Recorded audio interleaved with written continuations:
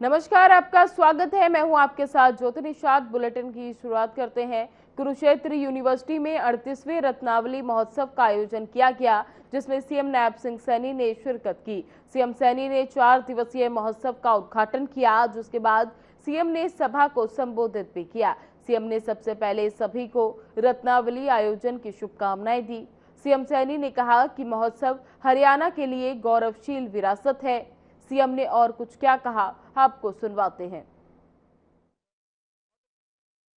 Chatra university alumni association के पदाधिकारी, आज 21वीं सदी की नई पीढ़ी उपस्थित है और मुझे विशेष खुशी की बात यह है कि आप ऐसे युवा हैं जो भारतीय संस्कृति की धारा को आगे बढ़ाने का निरंतर काम कर रहे हैं। हर साल यह रत्नावली का महोत्सव आप जैसे प्रतिभाशाली युवाओं से ये सुशोभित होता है। मैं इस उत्सव में आए हुए हमारे सभी युवाओं को आज इस शुभ अवसर के ऊपर, रत्नावली के शुभारंभ के अवसर पर आप सबको शुभकामनाएं देता हूं और साथ ही कुरुक्षेत्र विश्वविद्यालय परिवार, कुलपति महोदय और रत्नावली आयोजन समिति को इस भव्य आयोजन के लिए मैं हार्दिक बधाई और शुभकामनाएं देता हूं। साथियों, यह महोत्सव हरियाणा की गौरवशाली विरासत है, हमारी माटी की महक है और हमारे जीवंत लोक जीवन की विराट और अद्भुत झांकी है। साथियों, यह विद्यार्थियों के व्यक्तित्व को निखारने का ये रत्नावली मंच हमें अवसर प्रदान करता है। साथ ही युवा पीढ़ी को अपनी सांस्कृतिक पहचान पर गर्व करने का भी अवसर प्रदान करता है।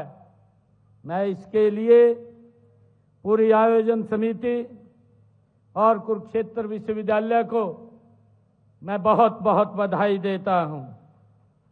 साथियों, अभी हमने अपनी बोली, अपनी भाषा, आज उसका एक पत्रक भी लॉन्च किया है।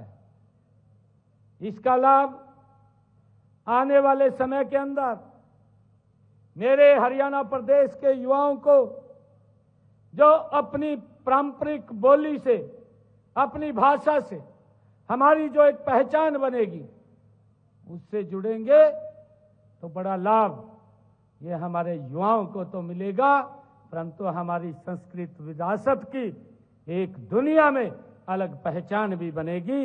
इसके लिए भी मैं बहुत बहुत साधुवाद देता हूं। साथियों, यह महोत्सव एक मंच है, ये एक ऐसा मंच है जो युवा पीढ़ी को अपनी परंपरागत जड़ों से जोड़ता है, पीढ़ी तक उसको पहुंचाने का ये अनुपम प्रयास है। मैं इसके लिए कुरुक्षेत्र यूनिवर्सिटी रत्नावली जो आयोजन समिति है उसको बहुत बहुत साधुवाद देता हूं। साथियों, हमारी इस विरासत में भगवान श्री कृष्ण जी द्वारा दिया गया गीता का कर्मयोग का अमर संदेश वो हमारे पास है। हमारी संस्कृति में सादगी है, स्वाभिमान है, दूध दही का खाना है। हम सब जानते हैं, देश के लिए मर मिटने का जज्बा हमारे हरियाणा के पास है। रत्नावली इन सब मूल्यों को उजागर करने वाला ये उत्सव है। साथियों, इस मंच से निकलने वाले हमारे कलाकार न केवल प्रदेश का नाम बल्कि देश का नाम भी अंतर्राष्ट्रीय स्तर पर रोशन करते हैं। युवा साथियों, आज हमारे प्रदेश का भविष्य है और मुझे ये बताते हुए कि युवा हमारे प्रदेश का भविष्य है और संस्कृति का ये संवाहक भी है। आप यह लेकिन संस्कृति हमें संस्कार। हरियाणा सरकार ने राज्य के प्रशासनिक ढांचे में फेरबदल करते हुए 9 IAS अधिकारियों के तबादले के आदेश जारी किए हैं, जहां सरकार की ओर से किए गए इस बदलाव के तहत विभिन्न जिलों और विभागों में अधिकारियों की नई तैनाती की गई है।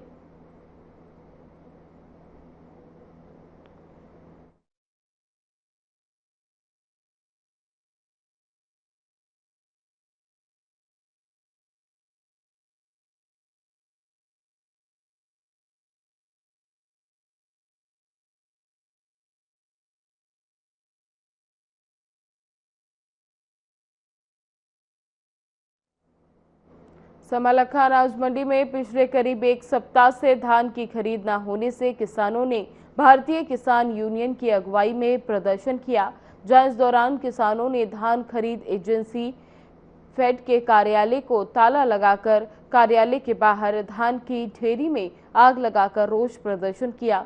बता दें कि ये प्रदर्शन भारतीय किसान यूनियन के जिला प्रधान सूरजभान रावल के नेतृत्व में किया गया, जिसमें किसानों ने नई अनाज मंडी पहुंचकर प्रशासन के विरोध में नारेबाजी की, जिस पर और जानकारी देते हुए भिकायू के जिलाध्यक्ष सूरजभान ने बताया कि समालखा मंडी में पिछले 1 सप्ताह से धान खरीद न होने से किसानों को अच्छी खासी परेशानियों का सामना करना पड़ रहा है।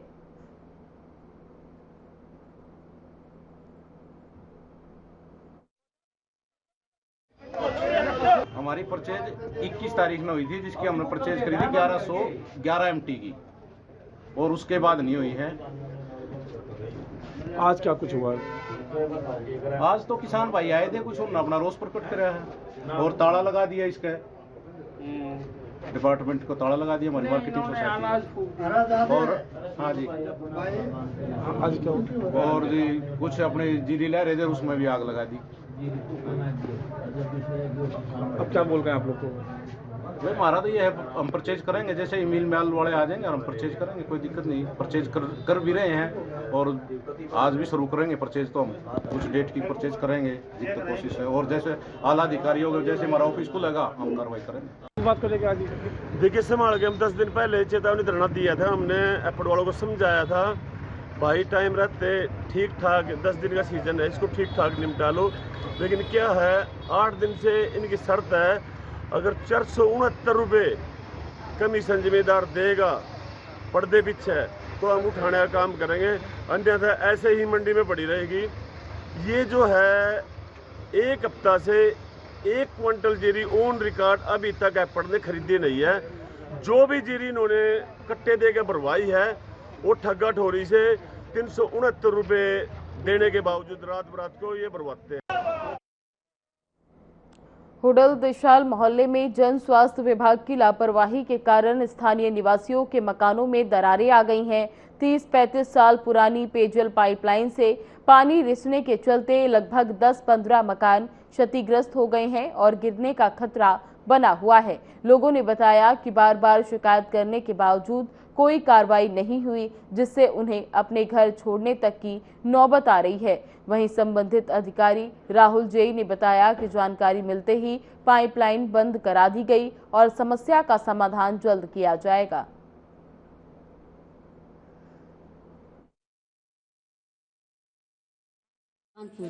कितना नुकसान होगा? बहुत करोड़ों का नुकसान होगा। रहने को जगह भी ना है, बच्चा दब भी सके हमारे। तो क्या आपने इसकी कोई शिकायत की है? कहीं कोई सुनवाई ना हो। कोई सुनवाई नहीं हुई अभी? कितने दिन हो गए लगभग इसके? 15-20 दिन से हो गए, दिन से डोल रहे बालक।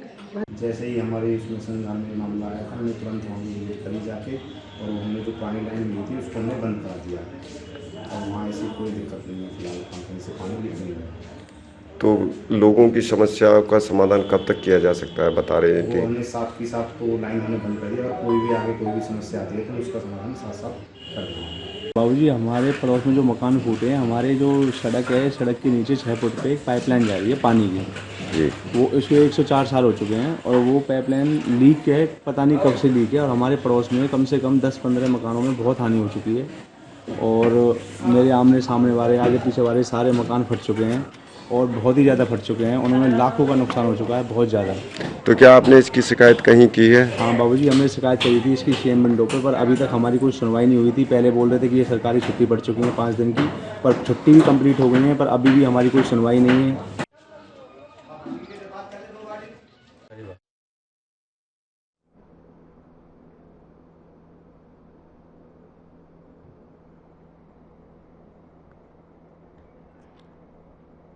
फरीदाबाद के आईएमटी सेक्टर 70 स्थित मेलबेरी कंट्री सोसाइटी में एक नई बिल्डिंग के ग्राउंड फ्लोर पर 26 वर्षीय युवक यशवंत कुमार का शव संदिग्ध परिस्थितियों में मिला। बता दें कि यशवंत उत्तर प्रदेश के आजमगढ़ का निवासी था, जो पिछले 4-5 सालों से सोसाइटी में इलेक्ट्रीशियन का काम कर रहा था। वहीं सूचना मिलते ही आईएमटी चौकी और सदर थाना पुलिस मौके पर पहुंची और शव को कब्जे में लेकर जांच शुरू कर दी। पुलिस ने शव पर चोटों और टूटी हड्डियों के आधार पर हत्या या हादसे की संभावना जताई है।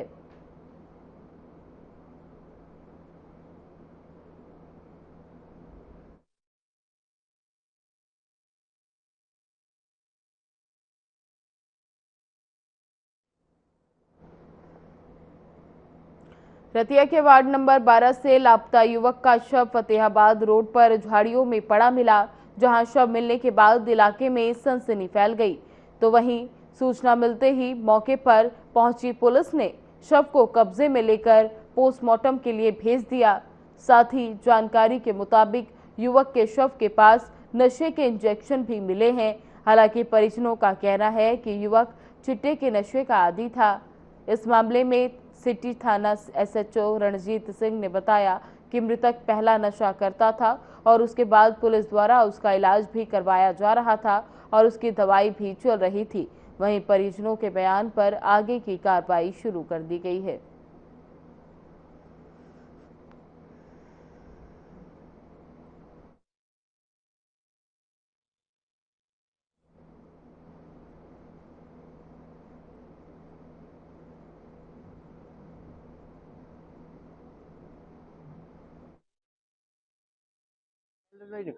आज को टाइम होगा।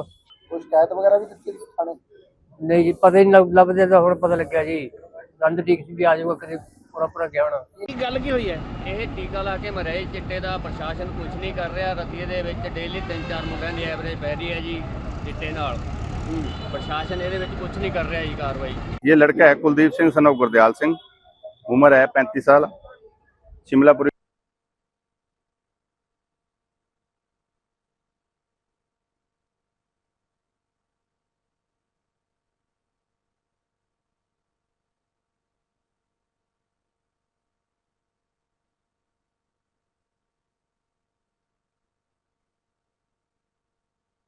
जी इसके पास ये तो डेड बॉडी से कब लापता था ये? कल का था, लेकिन पुलिस को कोई सूचना नहीं थी।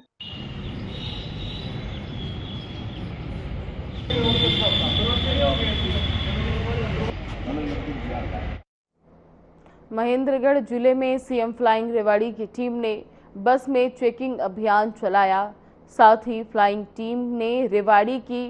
टीम ने बस चेकिंग अभियान के दौरान बड़ी कार्रवाई की। टीम ने महेंद्रगढ़ बुहाना रूट पर बिना रूट परमिट चल रही एक बस को पकड़ लिया।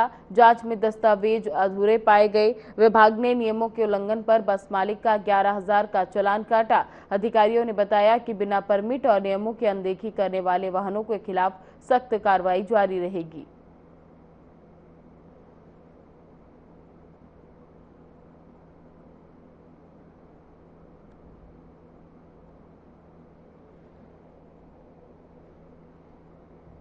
बता दें कि महेंद्रगढ़ में सीएम फ्लाइंग की टीम ने बड़ी कार्रवाई की है।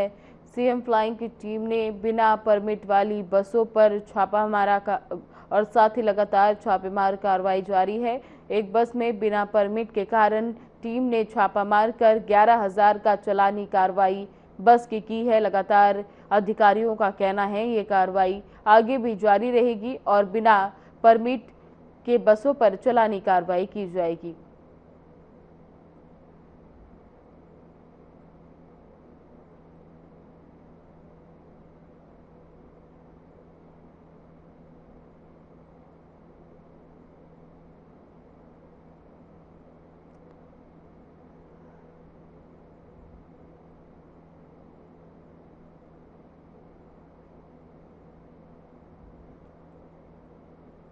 हरियाणा महिला आयोग ने राज्य के सभी सरकारी और निजी जिम एवं फिटनेस केंद्रों में महिला ट्रेनरों की नियुक्ति को अनिवार्य करने का निर्देश जारी किया है।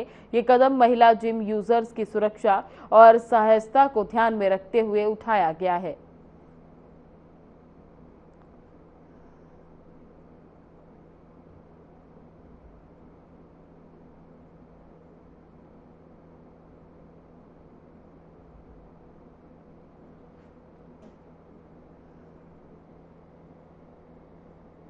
छठ पूजा के अवसर पर पूजा अर्चना और स्नान अर्पण के लिए बिहार के निवासी बाबा जेठू मंदिर के पास स्थित पानी के टैंक पर पहुंचे हुए थे।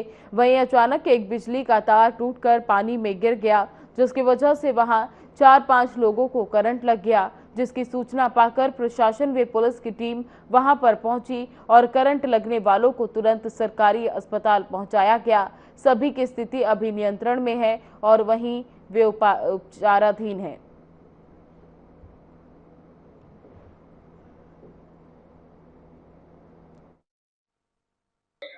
यहाँ छठ पूजा के अवसर पर हम लोग गए हुए थे जोहर में। वहाँ पे करंट लगने से मेरा पत्नी को तबीयत थोड़ा सा ज़्यादा गड़बड़ा गया, हॉस्पिटल में भर्ती। कितने लोग थे? 5-6 आदमी। कितने लोगों का जो 2 आदमी यहाँ पे हैं और बाहर में वो सब चला गया, प्राइवेट में दिखा। करंट लगने के बाद क्या हुआ? करंट लगने के बाद क्या हुआ सर, थाना प्रशासन पहुँचा, वहाँ से एम्बुलेंस पहुँचा, एम्बुलेंस से लेकर थाना प्रशासन लोग यहीं लेके आए। पानी भी गया, पानी अथी करने गया, हाथ उठाने गया, करंट फैल गया, वही में उब हो के आ गया। उसके बाद क्या हुआ? फिर उठा कर लाए हमको घर वाला में से, पानी में से छान जो ऊपर लाए तो यहीं आए थे हॉस्पिटल। अभी हालात कैसे हैं आपके? अभी तो है आराम है, पानी चढ़ा हुआ है, यह आराम। करंट कैसे लगा? क्या करंट कैसे लगा? करंट लग गया, जो लच्छी वाला तार होता है ना, वो कोई बच्चा नहाने किया ना, तार टूट गया उसका। हमारे पास 2 इलेक्ट्रिक शॉक के पेशेंट आए थे जो कि छठ पूजा के लिए जेठू बाबा जी मंदिर पे थे, स्नान के लिए गए हुए थे और कुछ कारणवश उनको इलेक्ट्रिक शॉक लगा। अभी जो पेशेंट आए हुए हैं वो स्टेबल है, फिजिशियन एडवाइस हमने ले ली है और उनको एडमिट कर रखा है अभी जो पेशेंट है।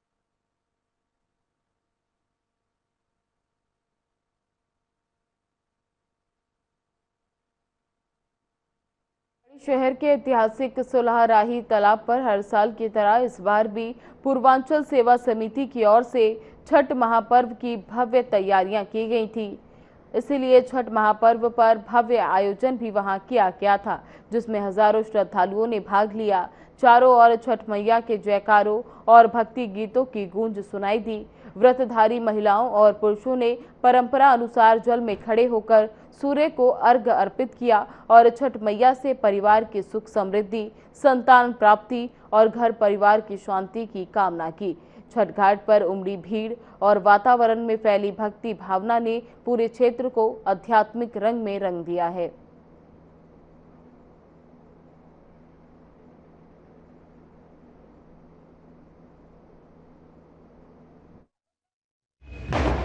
छठ पूजा यहाँ पे सही हुआ, धन्यवाद सबका तहे दिल से।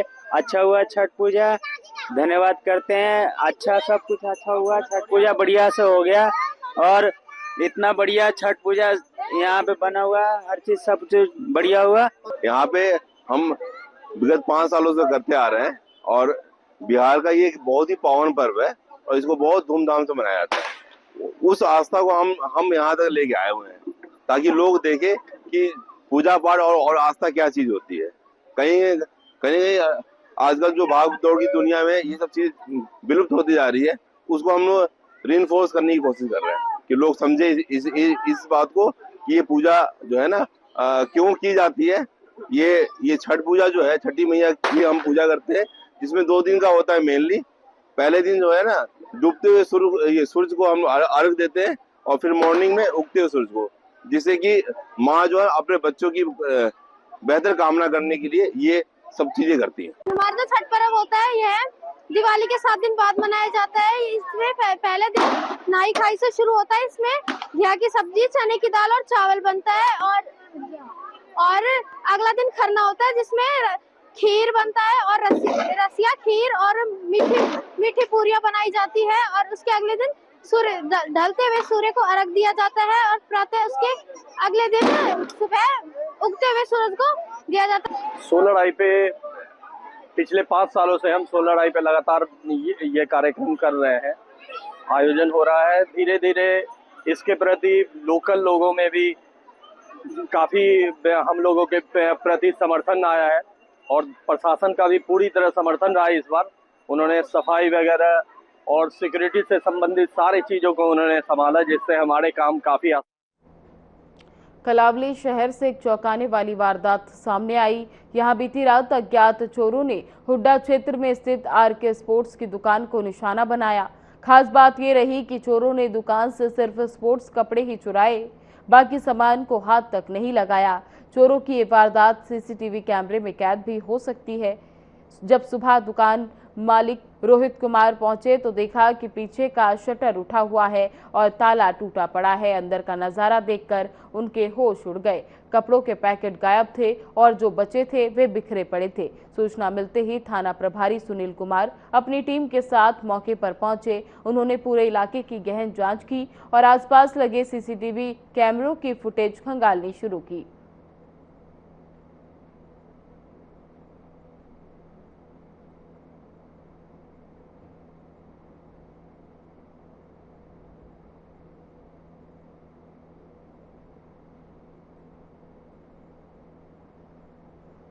कृषि विभाग ने पराली प्रबंधन को लेकर ठोस कदम उठाए हैं। इस दौरान कृषि अधिकारी अरुण कुमार ने बताया कि महानिदेशक के निर्देशानुसार जिला और ग्राम स्तर पर अधिकारियों की जिम्मेदारी दी गई है, जिनमें एसडीएम, एसडीओ, ग्राम सचिव, पटवारी समेत अन्य लोग शामिल हैं। ग्राम स्तर पर 100 किसानों के लिए एक नोडल अधिकारी नियुक्त किया गया है, जो पूरे सीजन का डेटा तैयार करेगा।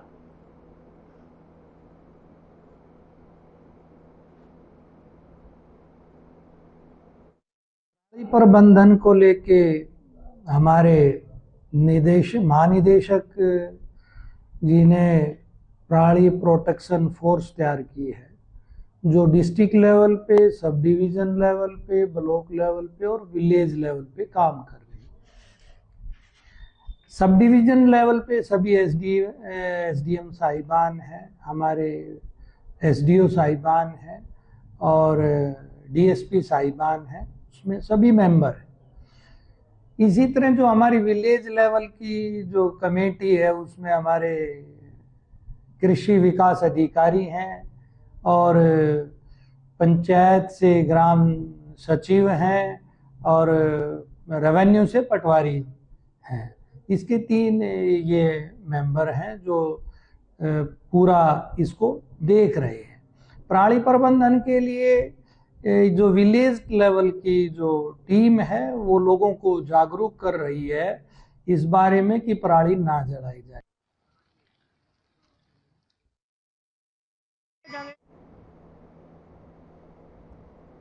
फिलहाल बुलेटिन में बस इतना ही। बने रहे हमारे साथ। नमस्कार।